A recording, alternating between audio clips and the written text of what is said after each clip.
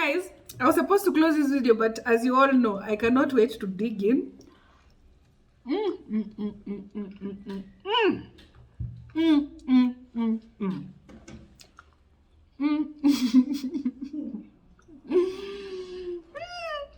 It is so yummy. Oh my god. You'll have to wait until I finish eating so that I can close this video, okay? See you after I'm done. I just wanna be happy, happy tonight.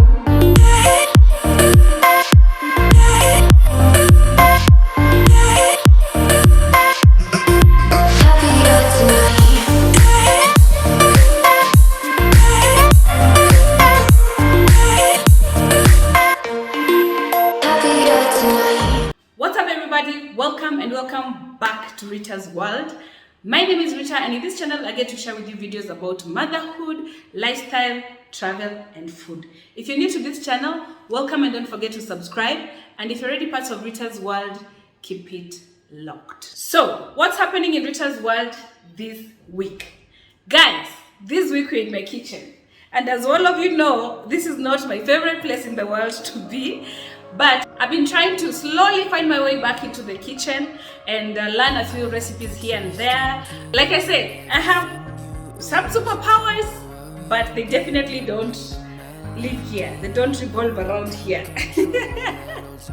So, what other better way could it be for me to, experience this whole learning to cook thing, other than starting with my favorite recipe, which is the Ethiopian Tibs. So today in my kitchen, but I've been practicing how to make Ethiopian food for some time now, and I'm at a point where I feel like I'm ready to share with you all so that you know what I've been working on. I am a lover of Ethiopian food. I am a sucker for it. I love it too much. And I've been to Addis Ababa before in my life. Like, I've been to Ethiopia, and the experience was the best. I even have a video, I think, in one of my travel videos where I show my journey to Ethiopia and how it was, the trip to Ethiopia and how it was. It was an amazing place. If I was to go back and come back into this life afresh, I would come back an Ethiopian or an Eritrean. For real. Like, I love their food. So I've been learning how to make food, and if you follow me on social media, on Instagram, you know that a week doesn't pass if I haven't gone to an Ethiopian restaurant. And one day I was like, wait a minute, how hard can it be to make this food that I love so much? So I went ahead and found out places in Nairobi where you can get Ethiopian spices. I went on YouTube, I watched a lot of cooking recipes for Ethiopian food, and I came up with one that I love and that I've cooked before a couple of times, and I really enjoy. So first of all, if you live in Nairobi, there's a place where you can get Ethiopian spices. This is in Jamhuri. The mall is called Harlequins Mall. I'm going to put a photo of the shop somewhere here for you to see, and also I'll leave the contacts on the description box below so that you're able to contact the lady at the shop and maybe make some orders. So this is what she sells. These are Ethiopian spices, and you definitely need this for your Ethiopian stew. And also, this is the Ethiopian butter. So initially, when I was trying to learn how to make Ethiopian food, these are the two ingredients that were really difficult for me to find. But once I found an outlet, once I found that particular shop, I was so happy because now the puzzle was complete. So in case you're looking for spices, Ethiopian spices, I'm going to put a photo of the shop right here. Like I said, it's in Jamhuri, Harlequins Mall. You can go there, buy these things there, and learn how to cook your Ethiopian meals. So if you're a lover of Ethiopian food, leave a comment in the comment section below. Let me know. Do you make your own Ethiopian food? Have you learned how to make your Ethiopian food? Do you enjoy it? And if you do, where do you buy it from? My go-to place is definitely Asmara. Any Asmara. They have branches in Karen, Westlands and Pangani. And I love the one for Pangani the most because it's the most authentic of them all. Okay guys, I don't want to keep you waiting. Let's get cooking. So first of all guys, you have to have steak. This is beef. You can either use lamb or you can use beef. So this I'm going to use, it's boneless, so it's super soft. And here I have some tomatoes. You need a lot of onions, so I've picked these 2 very big onions for that. This is their spice, the Ethiopian spice, that is a must when you're making Ethiopian stew. This is also their Ethiopian butter, which is also a must for that rich flavor, Ethiopian flavor that you usually find in the Ethiopian restaurants. And all these are spices.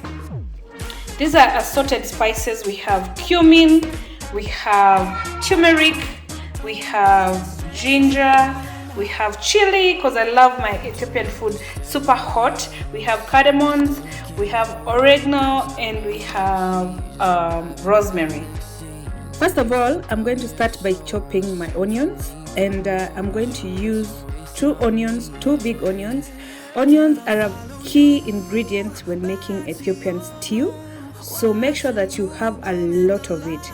And the reason why I'm cutting the sizes as you're seeing here, which are not very small, is because once the onions caramelize, they're going to disappear in the stew at the end of the cooking.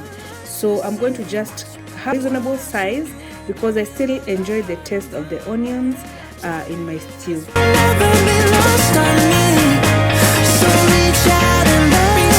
Don't be a stranger.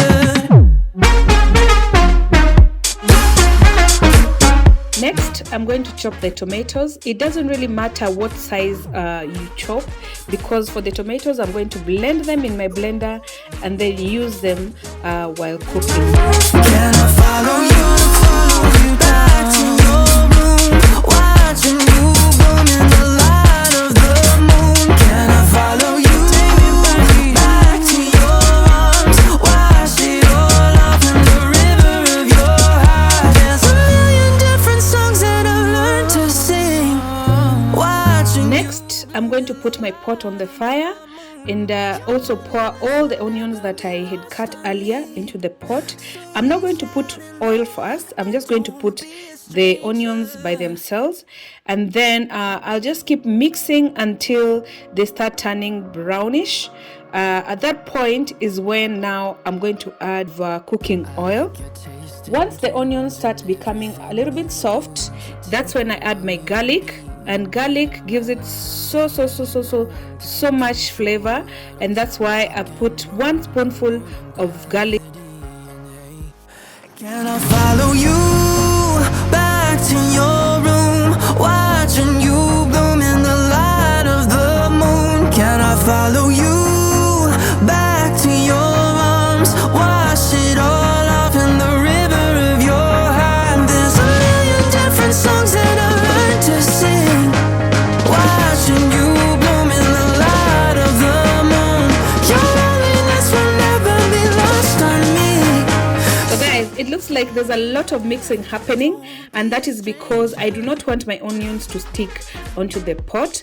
And also, mixing makes the onions cook faster, so that's why I keep mixing it all the time. And you can see now the onions have become soft, so I'm going to go ahead and put on my birbir sauce, which is the Ethiopian sauce for making Ethiopian stew. And at this point, I'm going to just mix a little bit and then now go ahead and add most of the ingredients that I had put aside.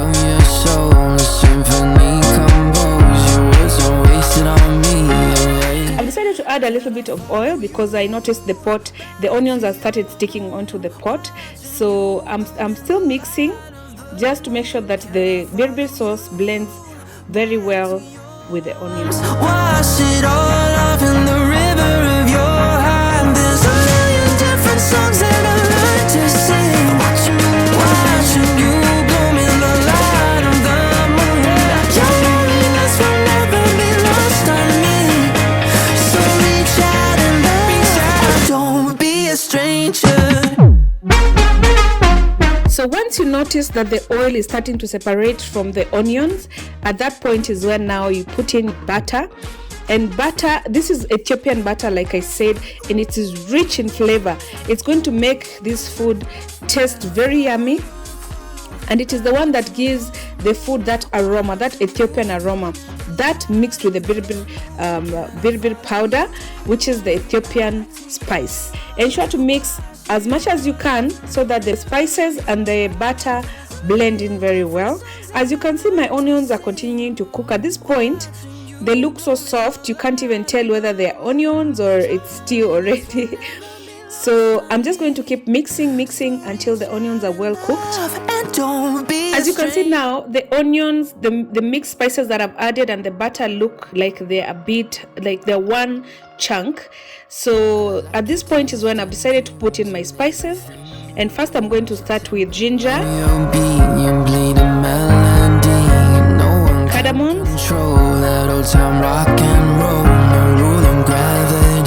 turmeric. Can I follow you back to your room? Cumin. This is also oregano.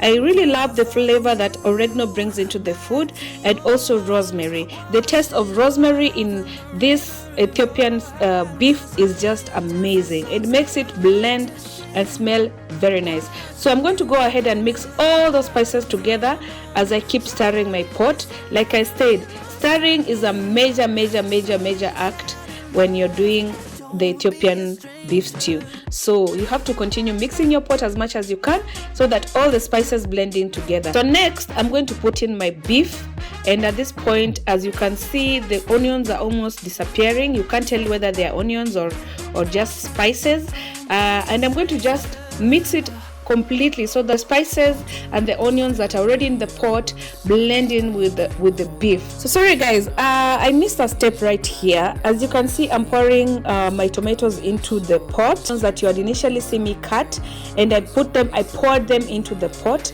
and that's now why you're seeing the stew has become a bit thick because of the tomatoes. Can I follow you? Tablespoons of soy sauce. I love the way the dark soy sauce makes my food taste and also smell, and also just the appearance. It gives it that golden look that I really love.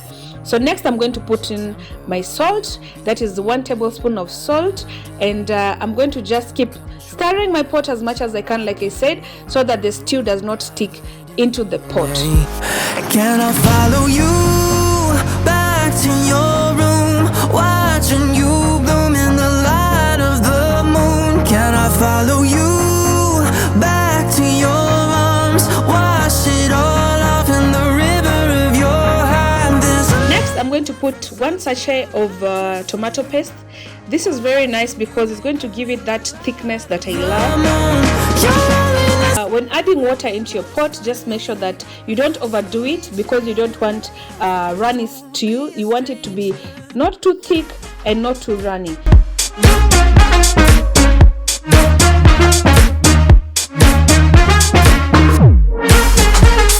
Most of the restaurants that I've been to, I noticed that their beef stew is extremely soft, and that's why you see me covering my pot from time to time, just to make sure that the beef is cooking very well, and just because I want it to cook and become extra soft.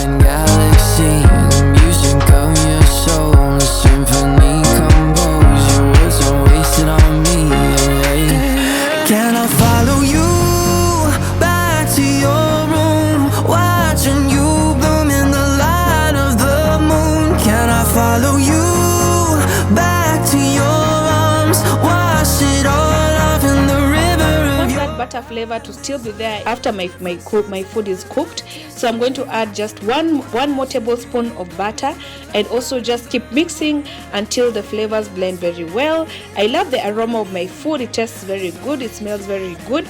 Actually, my house right now smells like an Ethiopian restaurant.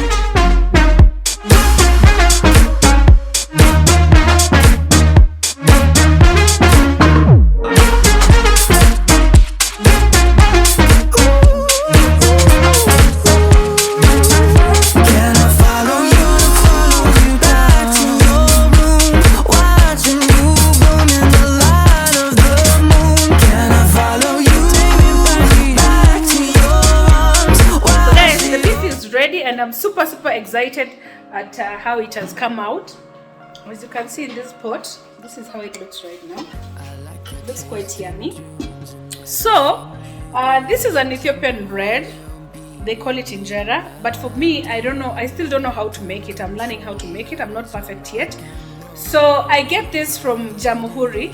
There are Ethiopians who have some shops at Jamhuri Estate who sell them at 50 shillings each. So I got this from there, and I'm going to use this to have my injera. So I'm going to go ahead and serve my food. As you can see, I'm going to first of all put the injera on my plate. Normally when you go to the Ethiopian restaurants, they put the whole bread on a tray and also now pour the stew on top of the bread. But because I'm serving it at home and it's just one portion for myself, no one else in my house has Ethiopian food, so I'm going to just serve it normally. And when I visited Ethiopia, I noticed that salad is also a big part of their meal. So I already made my salad here, and I'm going to just go down, sit and taste my food. So guys, I was supposed to close this video, but as you all know, I cannot wait to dig in.